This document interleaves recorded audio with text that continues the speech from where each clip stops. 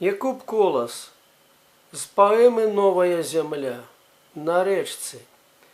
Ніхто з домашніх не згадає, чим речка Костуся зваймає, якая їх зв'язала сила, і чим яна так хлопцу мила.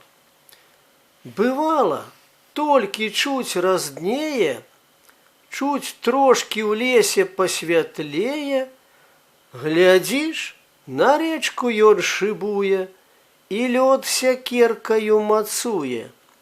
То подбяжыць і скаўзанецца, і сам сабе ён засмяецца, то спыніць крок, замрэ, застыне.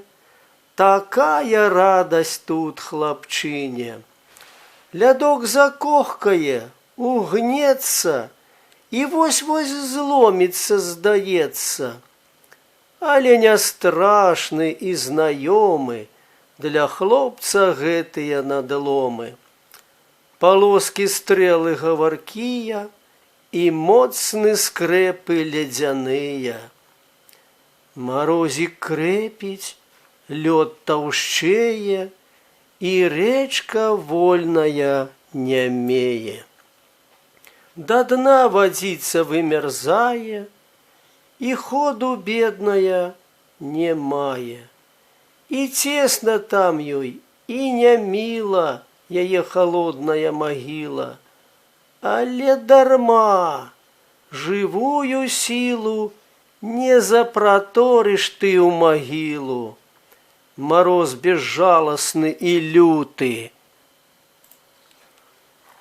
Хоць ты звязаў і крепка путы, скаваў і рэчкі, і азёры, і ўсё заціснуў пад запоры, разлёгшись лёдамі снягамі над чыстым полем і лугамі.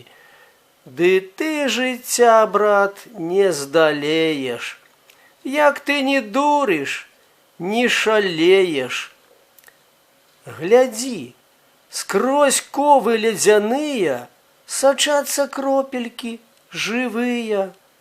Дарогу новую шукаюць, і лёд вадою заліваюць.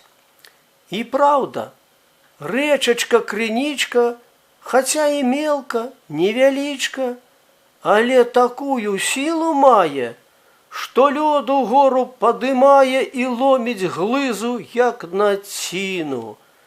Гэ, брэшаш ты, Мороз, не згіну я пад карою ледзяною, пабарукаемся з табою. Як бы гаворыць смела, гулка, Морозу бойкая рачулка.